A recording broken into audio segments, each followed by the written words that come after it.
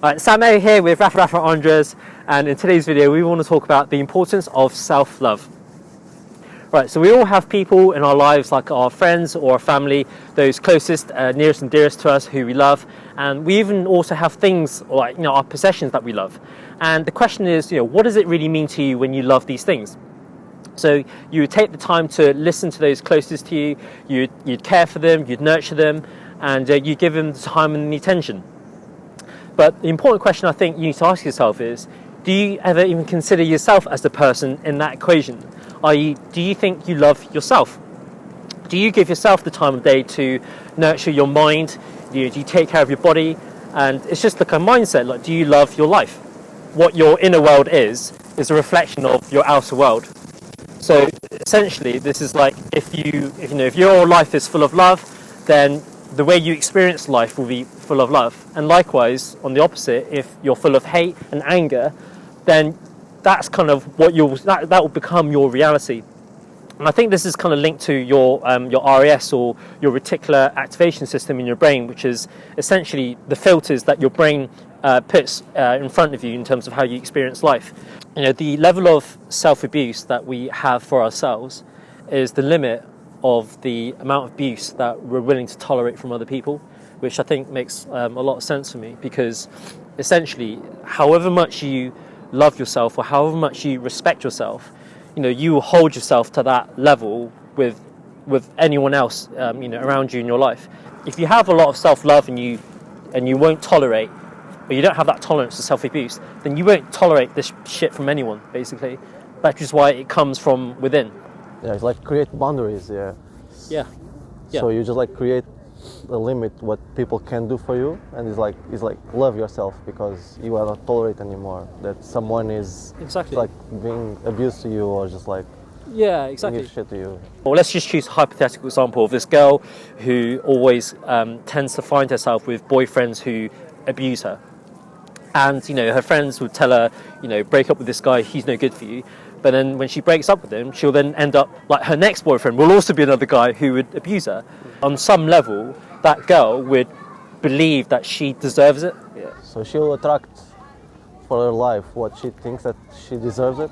Yeah. So that's why she's like keep attracting abusive boyfriends, because she thinks that she deserves like having this abuse on her life. So. Yeah, it can be quite complex, because on some levels, I think it is true. Because I wouldn't say I'll be able to understand it completely, or the complete psychology behind it, but there is an element of truth in it, which is on some level that person would believe they are deserving of their situation or that level of abuse.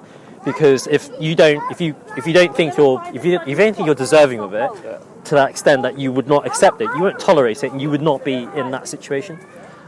So I think that's another reason why having that self-love or that self-respect is so important in your mindset, because then that is what manifests in your outer reality. Yeah, if you think you are not like self-worthy or like good enough, you just go through your life accepting whatever like people wants to give you, because you are not like creating boundaries, as you said, and you just like accept everything. Yeah. But if you love yourself, or like if you have like this self-love, no, I deserve this, I deserve to be happy, so I will not tolerate something that not giving happiness in my life. And even if you don't tolerate abuse, that's when you like love yourself, because you know already what you want in your life. Exactly. And the funny thing is that when you do have this mindset of this self-abuse or self-sabotage or lacking self-love, then funny enough, just say for example you did find success somehow in whatever it is that you wanted to do. If you have this mindset, then you feel like you're not deserving, then you will actually find ways to self-sabotage that relationship, because you feel like you're not good enough for that other person, for that person. Then you'll actually find ways to mess it up. Yeah. Even your thoughts, you just like having this kind of thoughts that she'll like leave me, or like I'm not good enough. So you just like then you start treating her not so great, and because you'd be like, you shouldn't be with me anyway, for example. It's kind of like you don't feel like you're deserving, or you don't have that self-love, that self-respect for yourself, and that will manifest in reality. If you believe in success, you'll do the things, you'll just like keep the habits, you'll keep the promises, you'll keep the hard work, the smart work, and sooner or later will manifest. Yeah, and I think it's a very powerful concept. So in terms of the self-love, it's something that you create from within. It's not something that you get from from your external environment in terms of from things or from people. If it's something that you create within, then it's never something that you have to get from your environment. and that's and that's when you realize that, you know, with the kind of the true love that you have for people, it's something that you give and it's not something that you take. So that's something that all comes within. But you know, if we ask the question of, well, how do you develop that deep sense of self-love in terms of how do you get your inner world? How do you build up your inner world so that it reflects well, so that you can reflect a happier or a better outer world? So everything starts with self-awareness. When you are aware something is wrong, you can start to change it. And after you just use like journaling to talk about better, to change your thoughts about yourself. You're just like, okay, I'm telling that I'm not good enough. How can I change it? Yeah, I'm telling and I'm doing things that show myself that I'm good enough. So you can start with journaling. This is a good way to start it. Or you just like do meditation more to just like be aware of your thoughts and just keep changing them. You start to nourishing yourself. You just like would use kind words to yourself. Yeah, absolutely. Yeah, that's a really good point that you touched upon actually, which is, you know, if you think about, you know, if you have, so imagine someone you love, like if it was your child, for example, and he was riding a bicycle, and then that kid, you know, your child then fell off the bike and he started crying, you know, you wouldn't be like, oh, you know, you suck, or what are you doing? Get yourself back up. You know, you wouldn't kind of have this way of speaking to your kid, right? You'd be like, oh, you know, you help him up, you'd patch him up, you encourage him, you'd nurture him, you say, Con, you can do it, you know, next time we'll go again, right? But then do you do this for yourself? Like when you are trying to do certain things or you mess up, you know, when you're at work or something, you know, do you have this level of self-talk for yourself? Yeah. Well, you know, I think a lot of people beat themselves up. Yeah. They'll be like, oh, you're useless, or you're never going to be able to do it, and this is just your self-talk. Yeah. And this is what we're talking about, the self-love. You'd be self-sabotaging yourself. You'd be like, I'll never be good enough to do this. I'll never be able to be good enough to achieve this. I don't even think I can do this. Yeah. And you beat yourself up. You say, oh, you're stupid. And this is toxic. Yeah. This is the emotional poison, which we're going to talk about later. And like, you know, so you think about the people you love, and you wouldn't do that with the people you love. You'd love them and you nurture them, you encourage them, you support them. But do you do it with yourself? Yeah. Do it for yourself. Yeah, but it's difficult to do this because we have a lot of time in our lives. You know, like our parents or like society, they like speak that way to us that you think is normal, and because we have this in our lives for so long, we start to think this is a normal thing, and we start to talk that way to us. Absolutely. But that's why I said like, you need to be aware that conversation that you have to yourself to be able to change it. Yeah. And as you said, and I love it, I mean, why you speak that way to you if you don't speak that way to your friends? You're still a person. You are the most important person for yourself. Absolutely. Yourself. So why you just like giving shit to yourself, speaking bad to yourself, not being kind to yourself when you're just like you're living with yourself for 24 hours per day? So. Yeah, you're absolutely right. You are the most important person in this world, right? And I think people forget that, or not necessarily forget that, but it's very hard to explain. But I feel like we self-harm, or we overwork ourselves, or we get overstressed, or we decide to not eat well or sleep well. You know, there's a part of us that's like, it's only me, who cares? It's just like, oh, I'll just take it.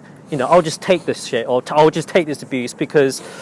And I think it's something to do with the fact that, you know, we ultimately have the ultimate authority over ourselves. Like, if I say, I want to go through this pain, then it's like, well, you know, I'm the ultimate authority. I'm the one that's going to bear the ultimate responsibility. No one else has a higher level of say than me when I talk about myself. So if I want to self-harm, no one else can not to get too twisted, but it's like if I want to take my own life, for example, it's like who else has more of a say than that? Because it's my life. Yeah. But then, it's funny though, when they're with the people that they love, they would buy gifts or they find ways to support them, encourage, but they wouldn't do it for themselves. Yeah. And I think that's just absolutely crazy. And I think I just want to build this awareness in this video of self-love. And maybe sometimes people confuse like self-love with selfish, and I think that this is not related. Is more, you can only give to other people love if you have love for yourself. So it's not selfish loving yourself. It's the most important thing you can give to other people is loving yourself. Yeah. So it's not, you just don't confusing like self-love with selfishness. No, absolutely. Yeah. Self-love is not selfish. It's necessary. Yeah. Self-love, this is for self-love for yourself in your whole entirety. So this is your mind, your body, and your spirit. And I think your body is something that should be quite trivial. I think something that we'll all be able to understand in terms of looking after yourself, looking after your body. Because after all, this body of yours is going to carry you for the rest of your life, right? So if you abusing your own body, you're going to have to live with it. So that's quite a trivial example. So what I want to really get into is your emotional body. So if I use an analogy of when we hurt ourselves, like physically, if we have like a wound or we hurt ourselves, then we would we'd clean the wound, we'd try and patch ourselves up, we'd go to the hospital, and we'd look after our physical body. But what do we do with our emotional body? So we have things like emotional wounds, and and that can get infected with emotional poison. So what do I mean by that? So emotional wounds, I would say, would be all the kind of the negative emotional energies that we have within us. Things like resentment or hate or anger. Imagine in your physical body and you got like bruises, or you may or may not have bruises on your body. And it's kind of like when you're kind of touching different parts of your body, it's like some parts where there isn't a bruise, you're fine. But in some parts where there is a bruise, you'd be like, that kind of hurts. Yeah. And so with that analogy of your emotional body, if you have if your ego is quite fierce, and I start criticizing the way you play poker or criticizing other areas of your life, if when I say that, you feel this emotional reaction where you feel like you need to instantaneously defend yourself, then it's kind of the same reaction as having a bruise on your physical body. It's like, so you got a wound here on your emotional body, and this is something that you need to take care of yourself or look after, or kind of not kind of fix, but you need to heal, I guess is the right word. You need to heal that part of your body. And this is with anything. So that was with, like, for example, your ego, or with anger. If you're angry with me, for example, then when I show up and talk to you, you'll feel that you're angry with me. If we ask the question of, well, how do you heal your emotional wounds in terms of your self-love, it's, well, so in the case of anger, it's forgiveness. If you're forgiving me, for example, don't see it as you forgiving me. You're forgiving yourself. Yeah. Because you carrying around this anger or this emotional poison in your mind, you're just causing yourself suffering. So forgive me, not for me, regardless of whether I'm right or wrong. Don't do it. You're not doing it for me. You're doing it for yourself. When you forgive people, you're forgiving yourself. You're trying to not. You don't want to put yourself through suffering, and this is something that you cause yourself. Like, this is something that people do to themselves. It's not the external environment that does it. I know people would say, well, surely if someone does something that upsets me, then it's their fault. It's actually everything that happens, it just happens as it is. But it's our interpretation of those events that determines whether or not it causes us any suffering. Granted, it is a lot easier said than done. I'm not saying I'm like a what's the word? Like, I'm truly enlightened or anything. So obviously, I still feel that, but at least I'm trying to build that awareness, which is what we're trying to do in this video. That all these things you do to yourself, really.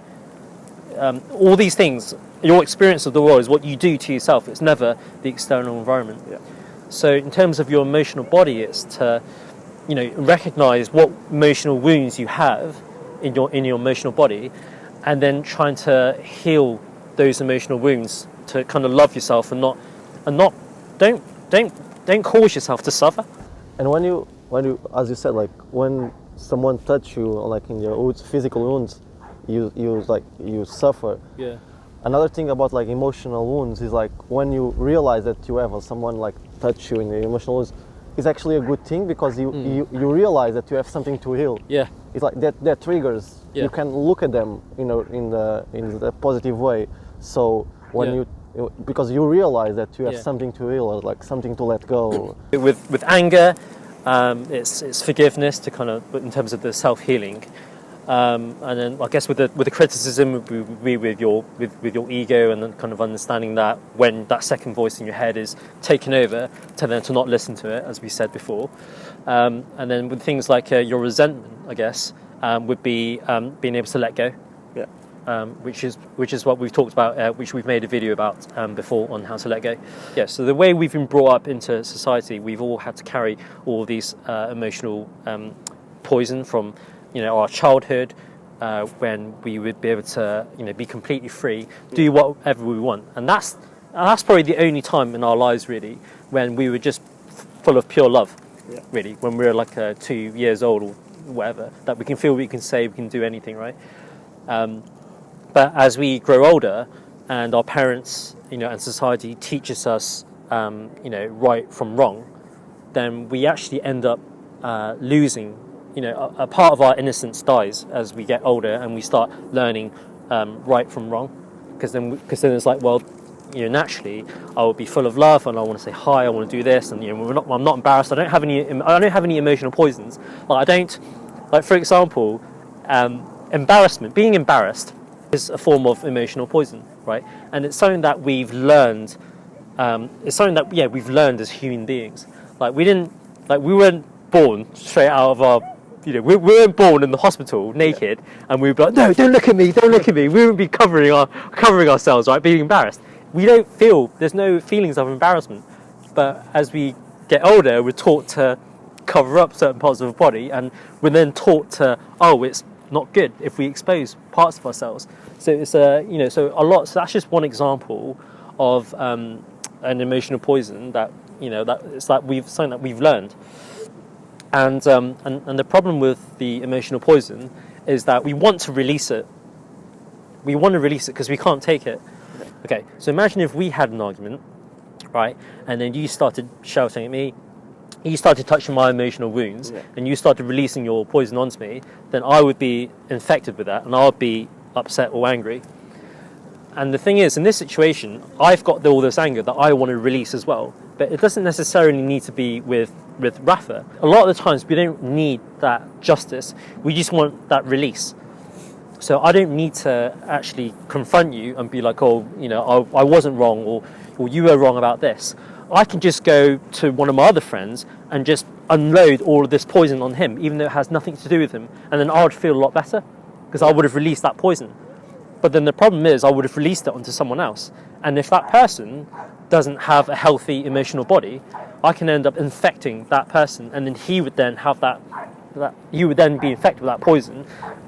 And you can see how it can spiral out of all this negativity. So the reason why we're talking about the concept of the emotional wounds and poison.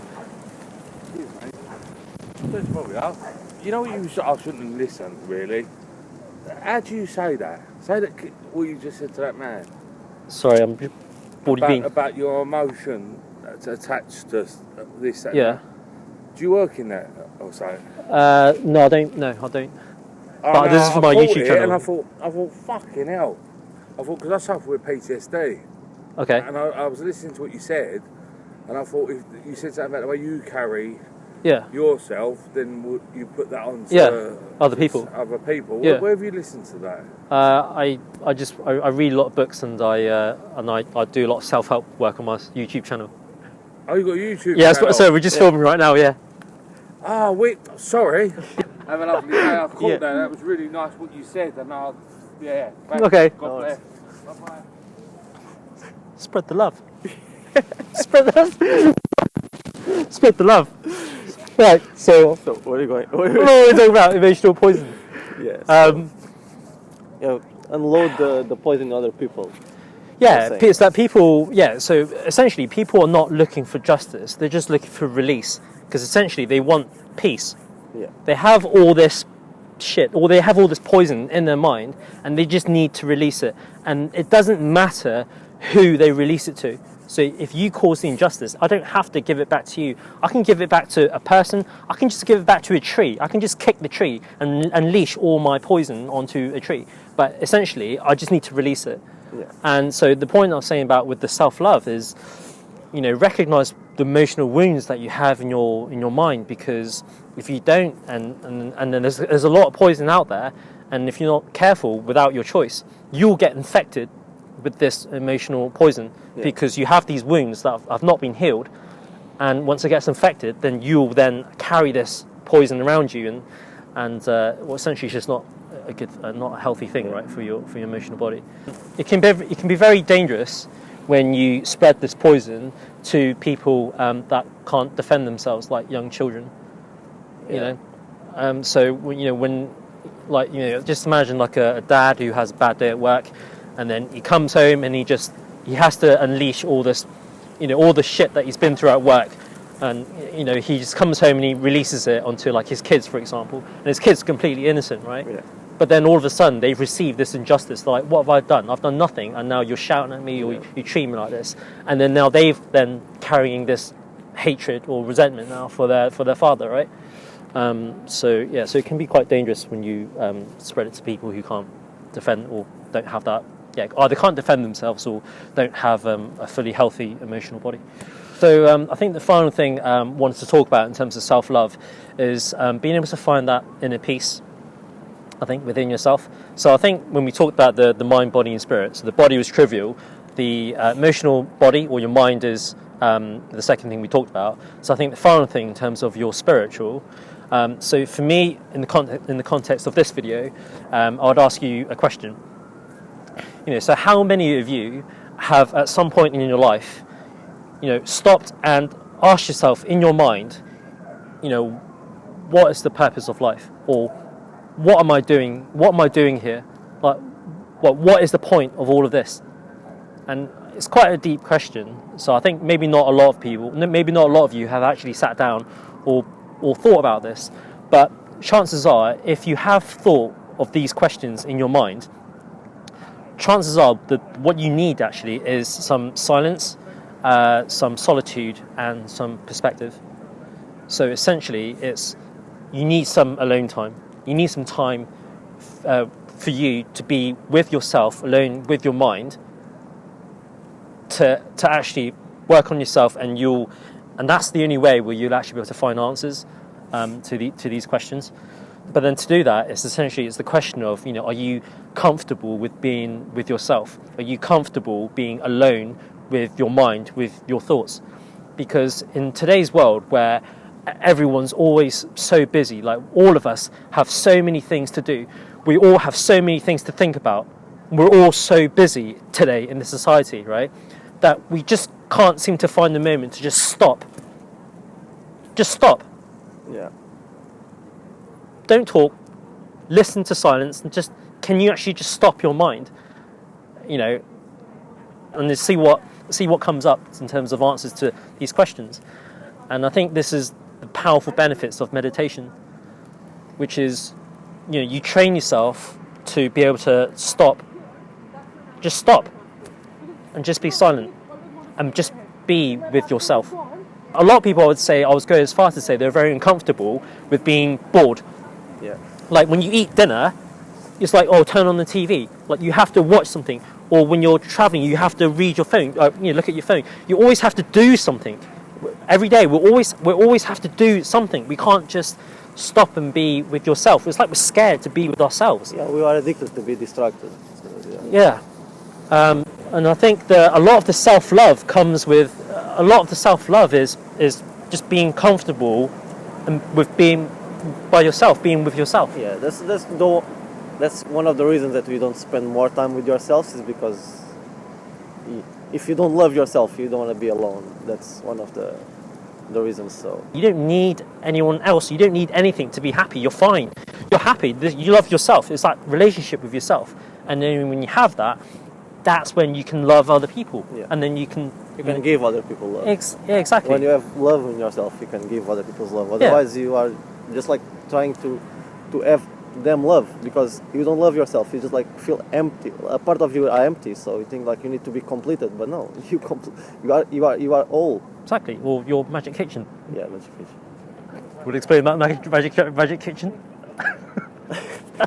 The Magic Kitchen story in Don Miguel Ruiz's book Mastery of Love. Yeah, talk about this person who has this magical kitchen where he can cook whatever he wants and however much he wants, right? But then he has this random pizza guy turn up at his door one day, and he knocks on the door and he says, "Oh, do you want this shitty little pizza?" And the guy's like, "Well, I can make a much better pizza at my place, and I have loads of these pizzas at my place. And in fact, if you want it, I can give you one as well, right?" And it's kind of like, and then the pizza guy goes, "Oh, fine. So then, well, you obviously don't need my pizza, so I'll just go away." But then, now on the flip side, if we had someone who didn't have that magical kitchen, and he couldn't have, he doesn't have this abundance of amazing ingredients to cook his own pizza, then when that same pizza guy comes along and says, "Do you want this shitty little pizza?" then the guy who opens the door would be like, "Oh yeah, of course, I'd love it. Yeah, I'll take it. I'll take whatever you give me." And then pizza guy will, he may turn up the next day, he may not. He may turn up next week. He may not even turn up again. But that guy's still there waiting, craving for that pizza. Yeah.